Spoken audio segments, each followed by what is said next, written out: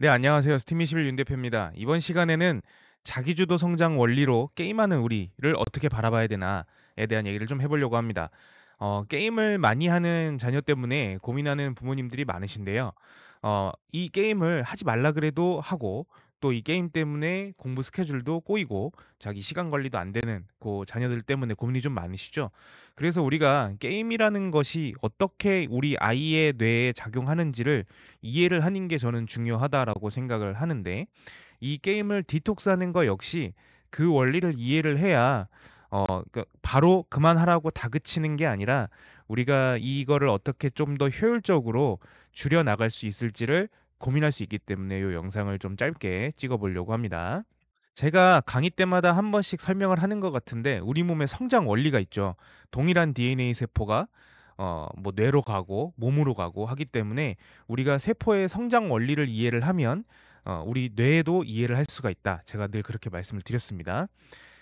점진적 과부하의 원리가 이 여기에도 들어가요. 어떻게 되냐면 모든 고통은 점진적으로 늘려 나가야 된다라는 원리예요. 그러니까 우리 몸이 성장을 하기 위해서는 점진적으로 이 고통을 늘려 나가야 된다. 과부하를 늘려 나가야 된다라는 건데 운동할 때는 우리가 과한 어떤 고통이 오게 되면 혹 과한 데미지가 들어오게 되면 젖산이라는 호르몬이 나와서 아프게 만들죠. 우리가 흔히 말하는 알배겼다의 상태가 되는 거고요. 마찬가지로 머리를 과도하게 많이 쓰게 되면 뇌에서 그 코르티졸이라는 호르몬을 내보내서 그러니까 스트레스가 쌓이게 합니다. 그래서 강제적으로 쉬게 만들죠. 그래서 우리가 운동할 때는 젖산 관리를 하는 게 뭐 48시간을 쉬어라, 뭐 72시간을 쉬어라 하는 거고 우리가 어떤 공부를 할 때 중간중간 휴식 시간을 주는 이유가 이 뇌도 마찬가지로 쉬면서 회복을 하면서 강해지기 때문에 그 쉬는 시간이 되게 중요하다라고 얘기를 하는 거예요. 우리가 디톡스를 할 때도 이 과부하의 원리가 들어가야 됩니다. 왜냐하면 이 게임과 도파민의 관계 때문에 그런데요. 우리가 게임을 할 때 얻는 쾌락 호르몬은 도파민입니다. 도파민이라는 거는 동기부여와 보상의 호르몬이고요. 그 목표 달성과 보상에 대한 기대감 때문에 그 분비가 돼요. 그래서 즉각적인 보상, 뭐 즉각적인 성취, 그리고 눈으로 보이는 시각적인 어떤 그 반응 이런 것 때문에 즉각적으로 이 도파민이 분비가 됩니다. 우리가 요즘 아이들 많이 쓰는 말로 도파민 중독이라는 그런 어떤 밈들이 있잖아요. 그래서 이 도파민이 그럼 나쁜 거냐? 그렇진 않아요. 이 도파민이 있기 때문에 사람들이 도전을 하게 되고 좀 더 액티비티를 하게 되고 그 어떤 성취감을 맛보기 위해서 공부를 하는 친구들도 있고 그렇기 때문에 나쁜 거는 아니에요. 다만 이 게임을 통해서 도파민을 얻었다는 게 중요한 거죠. 이게 도파민이 부족하면 사람은 우울증이나 파킨슨병 같은 것들이 나타납니다. 그래서 이 도파민의 보상이 우리 전두엽에 영향을 주게 되는데 이 전두엽의 자극의 역치값이 높아지는 게 중요한 겁니다. 게임을 통해서 계속해서 쾌락을 받다 보면 굉장히 힘을 들이지 않고 그러니까 내 어떤 육체적인 노력을 많이 들이지 않고 거기에 대한 성취를 얻는 거기 때문에 굉장히 그 도파민에 대한 자극 역치값이 기하급수적으로 높아져요. 그러면 이 도파민이 관장하는 게 뭐냐면 인지 능력, 감정 조절, 사회적 행동, 언어적 기능, 그다음에 행동 계획 및 실행을 이 전두엽이 관장을 해야 되는데 이 도파민의 자극의 역치값이 높아져 버리면 이 전두엽이 동기부여를 위한 도파민을 얻기까지가 굉장히 어려워진다. 이렇게 보시면 됩니다. 그래서 아이들이 쉽게 흥미를 잃어버리고 게임 특히 인제 게임을 많이 하는 친구들이 모든 거에 흥미가 없어지는 것처럼 보이고 뭔가 공부가 쉽게 안 되는 것처럼 보이는 게 이 과도한 도파민으로 인해서 이 자극의 역치값이 상당히 높아져 있기 때문에 쉽사리 어떤 자극에도 흥미가 생기지 않는 고런 상황이 만들어져 있는 거죠. 근데 우리가 여기에서 오해하지 말아야 되는 건 도파민이라는 건 휘발성이 강합니다. 중독적이에요. 그래서 자극의 역치값이 높아져 있죠. 그럼에도 불구하고 공부는 곧 잘할 수도 있어요. 왜냐하면 가끔 그 어떤 학교에 뭐 전교 뭐 10등 안에 드는 친구인데 이 친구는 "야 너는 집에서 게임도 하고 쉴 때 뭐 남들 다 하는 모바일 게임도 하고 그러는데 공부 왜 이렇게 잘해?" 하는 친구가 가끔씩 있습니다. 그러니까 게임을 한다고 공부를 못하는 거는 연관성이 좀 떨어지고 시간의 효율적인 관리가 안 되는 게 맞아요.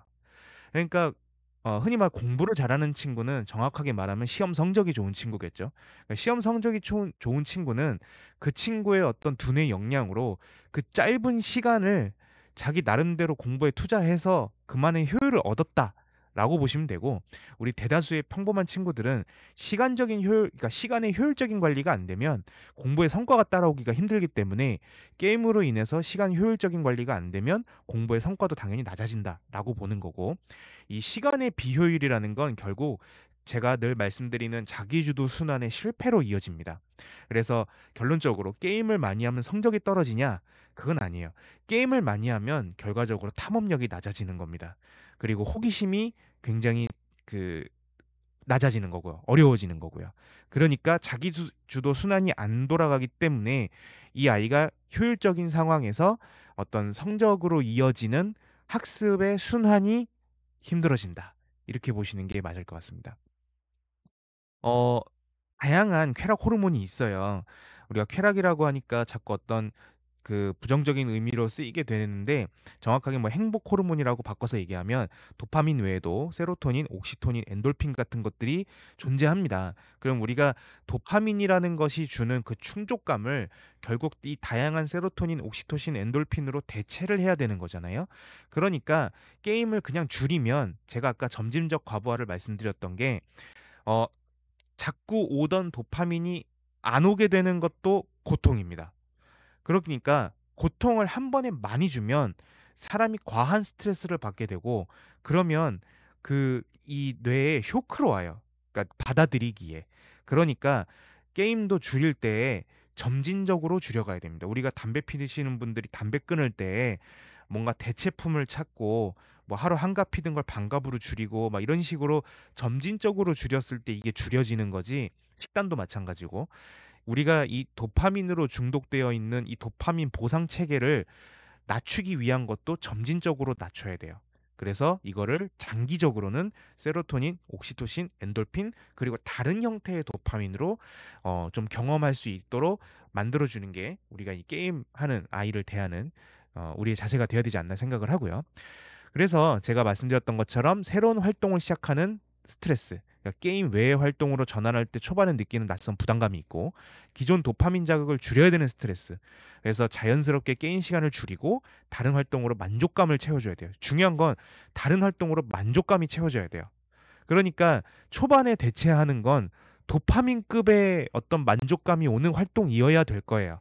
그러니까 처음부터 아주 잔잔한 거, 막 갑자기 막 명상 음악을 듣게 한다거나 이런 건 사실 어떤 도움도 안 될 거라고 봅니다. 그래서 이 두 가지 스트레스를 관리하는 게 디톡스의 시작이라고 보고요.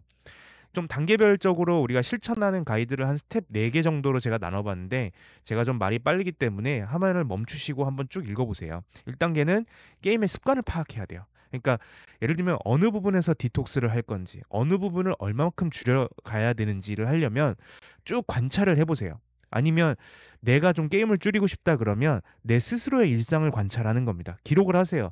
공부하듯이.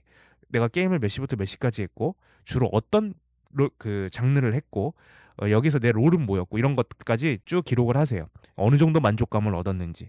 그리고 두 번째 단계로 가면 자연스럽게 그 중에 일부를 전환을 하는 겁니다. 뭐 예를 들어서 FPS라는 애들 막 총 쏘고 하는 게임 있잖아요. 그런 걸 좋아한다 그러면 그 정도의 급이 되는 뭐 서바이벌 스포츠를 해본다거나, 실제 막 양궁 같은 데 가갖고 막 국궁을 한번 쏴본다거나, 아니면 실탄 사격장 가갖고 막 이렇게 실탄 사격을 해본다거나, 그런 종류의 익스트림으로 전환을 처음에는 하는 겁니다. 그러니까 오프라인에서 온라인으로 끄집어내는 거예요. 그러니까 그 정도의 자극을 줄 정도의 활동으로 바뀌어야 되는 거예요. 그 자연스럽게 전환한다는 건 그런 거지. 여기 있는 걸 갑자기 잔잔한 막 어떤 바다 보기, 뭐 숲에 가갖고 호흡하기 이런 걸로 바꾸면 그 전환이 안 됩니다. 그건 그냥 억지로 끼워 넣은 거예요. 3단계로 가면 이제 시간과 강도를 점진적으로 올라가는 겁니다. 아주 익스트림한 거에서 좀 덜 익스트림한 걸로, 좀 평범한 활동으로, 좀 잔잔한 활동으로, 이런 식으로 좀 이렇게 가야지. 처음부터 독서 끼워 넣기 이렇게 되면은 되게 힘들겠죠. 그리고 마지막으로 가면 이 새로운 즐거움을 통한 보상을 충분히 경험하게 되면 게임을 끊는 게 아니라 본인이 게임도 원 오브 댐으로 바뀌는 겁니다. 아, 게임도 내가 뭐 가끔씩 취미로 해. 하지만 나는 이런 활동도 재밌고 이런 활동도 재밌네. 그러다 보니까 게임할 시간이 없는 거예요. 예. 이제 그렇게 디톡스를 해 나가야 됩니다. 그렇게 하면 공부는 언제 하나요? 그렇게 오프라인으로 끄집어내야 이제 공부의 시작이 된다라고 보시면 됩니다. 우리가 이해를 해야 될 건 게임의 장르가 다 나눠져 있고 그 게임이 아주 부정적이냐? 그렇진 않아요. 게임 장르별 긍정적인 요소가 되게 많아요. 예를 들면 FPS 같은 경우에는 빠른 판단이 필요하고 집중력이 필요하고 그다음 팀 플레이를 해야 되고 RPG나 어드벤처 같은 경우에는 내가 어떤 스토리를 이해하는 거, 그 캐릭터의 성장을 그 노리는 거. 그다음 전략 시뮬레이션 같은 경우는 끊임없이 분석하고 계획을 세워야 되고 이런 것들이 실시간으로 이루어져요. 이런 것들이 현실로 연계됐을 때에 어떤 식으로 연계가 되냐? 뭐 FPS 같은 경우엔 서바이벌 e스포츠 대회로 갈 수도 있고 이런 거를 다른 스포츠 활동으로 발견할 수도 있고 뭐 RPG 같은 경우에는 스토리텔링 능력이니까 이런 것들이 현실 팀 프로젝트로 갈 수도 있는 거고요. 전략 시뮬레이션 같은 경우에는 이런 능력을 가진 친구들이 재무 관리, 경영 시뮬, 창업 아이디어 구상으로도 이어질 수 있는 거예요. 그래서 게임에 쓰여지는 능력은 어 그 아이의 잠재된 능력일 수 있어요. 그러니까 이런 거를 끄집어낼 수 있는 데는 굉장히 긍정적인 요소고 우리가 게이미피케이션이라고 얘기하는 것들이 뭔가 학습을 게임적인 요소로 접근하게 만드는 게 게임이 굉장히 부정적인 건 아니라서 그렇습니다.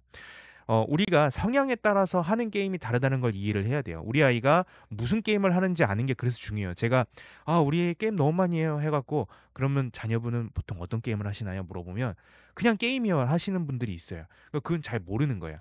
우리 아이가 게임하는 게 어떤 게임이고 그게 어떤 장르에 속해 있고 이건 주로 뭐 대전 게임인지 1대1 인지 5대 5 인지 뭐 흔히 말하는 그 롤드컵에 있는 그 롤처럼 자기만의 역할이 딱 정해져 있는 건지 우리 아이 게임 스타일은 어떤지 그 안에서 우리 아이의 역할이 뭔지 뭐 이런 것들을 상세하게 아시는 경우는 거의 드뭅니다. 그냥 게임하는 자체가 힘든 거죠. 그래서 이해를 해야 돼요. 그러니까 FPS 같은 슈팅 게임 같은 경우는 이 아이의 성향 자체가 굉장히 도전적이고 그좀 즉각적인 성취감, 경쟁을 해야 되고 승패에 민감하고 뭐 이런 게 있는 거고 RPG 하는 친구는 좀 상상력이 풍부한 친구, 스토리를 즐기는 친구, 내가 이 세상에서 경험하지 못한 새로운 세상을 좀 경험하고 싶은 친구. 전략 시뮬레이션 같은 경우에는 분석적이고 계획적인 사고를 선호하는 거. 예를 들면 저도 게임을 즐깁니다만 저는 FPS나 슈팅 게임은 하지 않습니다. 그런 류의 대전 게임은 되게 좋아하지 않고요. 저는 RPG나 전략 시무를 주로 합니다. 그러니까 그건 제 성향이랑 맞닿아 있어서 그래요. 그래서 우리 아이가 어떤 게임을 하는지를 가지고도 충분히 우리 아이의 성향을 유추해 볼 수 있다라는 거예요. 그러면 여기에 따라서 디톡스 방향도 바뀌는 겁니다. 우리 아이가 FPS 슈팅 게임을 한다 그러면 즉각적인 반응과 경쟁에서 성취를 얻을 수가 있어요. 그러면 이거에 대한 디톡스는 이 즉각적인 반응과 경쟁에서 성취를 얻을 수 있는 걸로 시작해서 승패가 없는 개인 운동으로 넘어가야 돼요.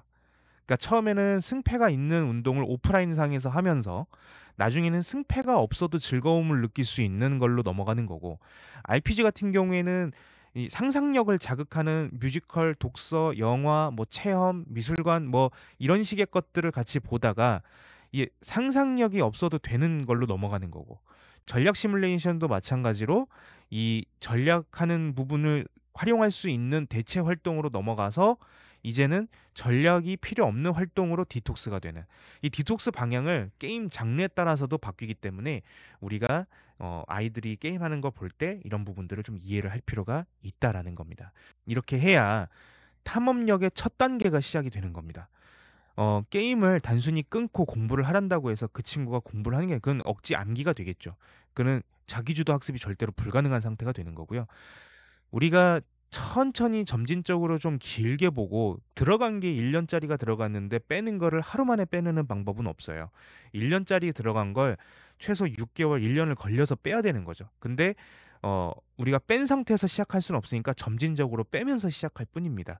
이렇게 해야 탐험력이 시작되고 하면서 동시에 질문력도 늘어나는 거고 판단력도 이어지는 거죠. 예 요렇게 해야 비로소 디톡스에서 자기주도로 넘어가는 순환이 이어진다고 볼 수 있겠습니다. 그래서 오늘 이 이야기를 통해서 좀 그 게임에 대해서 좀 이해하고 게임하는 뇌에 대해서 좀 이해하고 이것들이 어떻게 디톡스가 돼야 되는지에 대해서 좀 여러 가지로 이해하는 시간이 됐으면 좋겠습니다. 감사합니다.